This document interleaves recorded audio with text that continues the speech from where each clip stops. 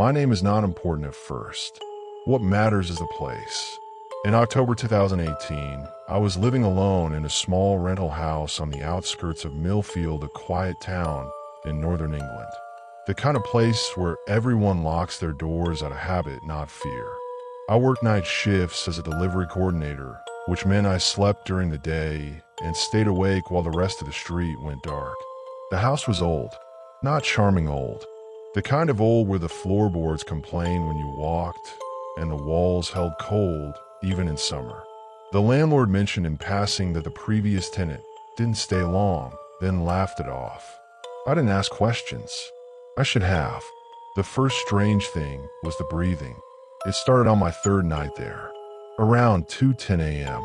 While I was watching TV in the living room, I heard what sounded like slow, controlled breathing. Not mine. It was coming from the hallway leading to the bedrooms. I muted the TV and listened. It stopped immediately. I told myself it was pipe settling. Old houses make noise. That's what everyone says. But the next night it happened again. Same time, same place. This time I stood up and turned on the hallway light. Nothing. No movement. No shadows. Just the empty corridor and the closed door to the spare bedroom, which I never used. Over the next week, the house developed a routine. At night, the air felt heavier, like the rooms were crowded, even when I was alone. Doors I was certain I had closed would be slightly open by morning. Once I found muddy footprints near the back door. I don't own boots. The worst part was the smell. A damp, sour odor would drift through the house late at night. It reminded me of wet soil and something metallic underneath. I scrubbed the floors, checked the drains, even accused a neighbor's dog of sneaking in. Nothing explained it. Then came the whispering. It was faint at first, just my name drawn out and soft, like someone testing how it sounded in their mouth. I would sit frozen heart pounding, trying to convince myself I was imagining it.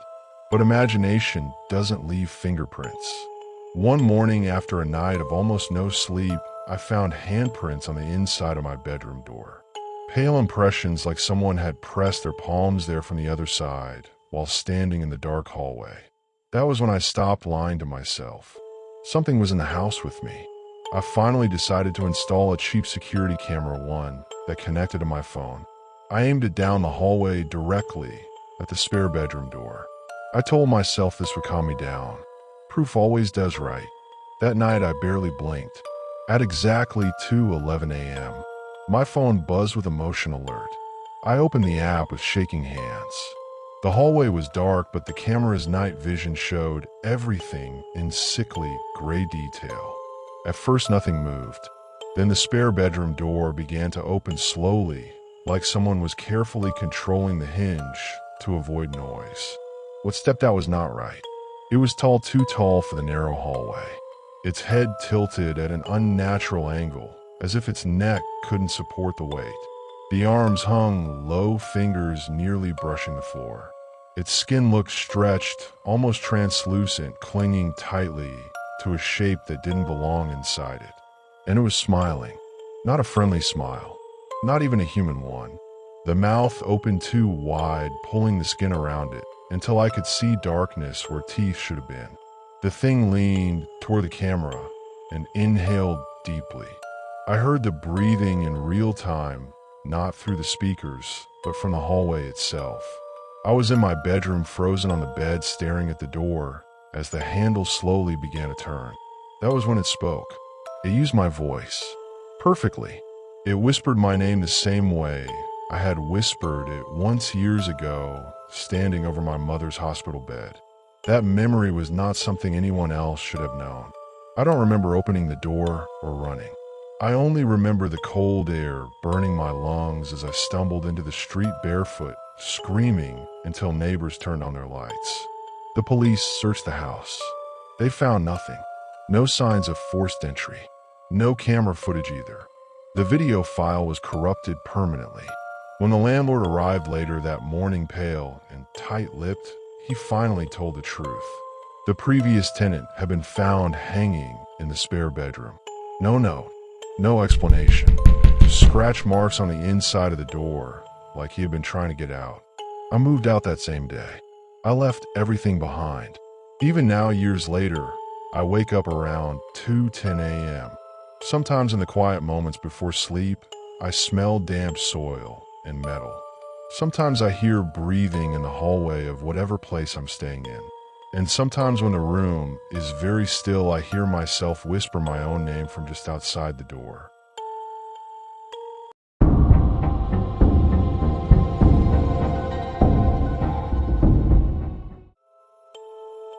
My name is Ethan Moore, and this happened to me in October 2013 in a small town outside Asheville, North Carolina. I was 26, working as a freelance sound engineer, taking short-term gigs wherever I could get them. That's how I ended up renting a basement room in a house owned by a retired schoolteacher named Margaret Hill. Quiet neighborhood, trees everywhere, no red flags, or so I thought. Margaret warned me about one thing on the first day. Don't use the old storm room, she said very casually, like she was talking about a broken shelf. It's locked anyway. The storm room was under the basement stairs. A steel door painted over so many times it looked swollen. No handle on the outside, just a keyhole. The first week was normal. Too normal.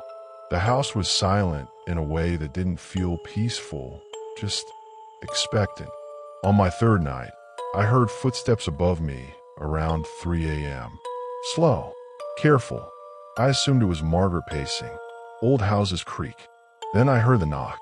It came from inside the basement. 3 slow taps, from the direction of the storm room. I sat up in bed, heart pounding, listening. Silence followed. No footsteps, no breathing, nothing. The next morning I asked Margaret if she ever went into the basement at night. She froze mid-pour with her coffee. Didn't look at me. No, she said, and you shouldn't either. That's when I noticed her hand shaking. Over the next few nights, the sounds continued. Not every night. That was worse. It was irregular, sometimes dragging, like something heavy being moved across concrete. Sometimes a soft humming, not a tune, just a low vibration, like someone trying to remember how songs work. One night, the humming turned into whispering. I couldn't make out words at first, just breathy syllables. Then very clearly my name, Ethan. It came from the storm room. I didn't sleep after that. I started recording audio at night using my field mic. I told myself it was paranoia, but a part of me needed proof. On the 4th recording at exactly 3:17 a.m., the whisper was there, clear as day. And behind it, another sound. Fingernails, scraping metal from the inside of the door. I played the clip for Margaret the next morning. She listened without interrupting, her face drained of color. I told them it wasn't empty, she whispered. Then she covered her mouth like she'd said too much. That afternoon, while Margaret was out, I noticed the storm room door was slightly open, just an inch. The smell hit me first, and something inside whispered my name again. Closer this time, like it was standing right behind the door waiting for me to notice. I should have left then. I didn't, and that decision nearly killed me. The door had never been opened before. I knew that. Margaret kept the key on a chain around her neck. I stood there for a full minute arguing with myself, heart thudding so hard I could feel it in my teeth. I pushed the door. It opened without resistance. The storm room wasn't a room. It was a narrow concrete chamber that went farther back than the house should have allowed. The light from the basement barely reached inside, but I could see scratch marks on the walls. Hundreds of them. Deep. Chaotic. Like someone had tried to climb their way out using their bare hands. The smell was unbearable now. There was a mattress on the floor. No sheets. Just dark stains soaked deep into the fabric. Next to it, a small tape recorder. Old. Battery powered. I pressed play. At first just static. Then a voice. A man's voice. Calm. Tired. My name is Thomas Reed. If anyone finds this, please know we were told this room was for storms. They lied. I dropped the recorder. The whispering started again, but now it wasn't coming from the walls. It was behind me. I turned too slowly. A figure stood in the doorway. Too tall. Bent in places people aren't supposed to bend. Its skin was gray and stretched tight over its face like it had been pulled backward. Its mouth moved, but the voice didn't match the movement. Ethan said, "You heard us." I ran. I slammed the door behind me and locked myself in my room. I don't remember calling the police, but they came. 2 officers. They searched the basement. The storm room was gone. Where the door had been was just a solid wall, freshly painted. Margaret was taken in for questioning. She never denied anything. She just kept repeating the same sentence. They promised it would only take the ones who listened. The police later told me the truth. Over the last 30 years, 5 tenants had disappeared from that house. All of them reported hearing noises before they vanished. All of them recorded audio or wrote notes about whispers. Margaret died in custody 3 days later. Heart attack. The case was quietly closed. I moved, changed my number, switched careers. But here's the part one can't escape. 3 weeks ago, I was editing audio for a podcast in my apartment in Seattle. Late night, quiet room, headphones on. At 3:17 a.m., a new audio file appeared on my desktop. I didn't create it. I played it. There was no static this time, just my own voice recorded while I was sleeping. And underneath it, the sound of fingernails scraping metal, still trying to get out.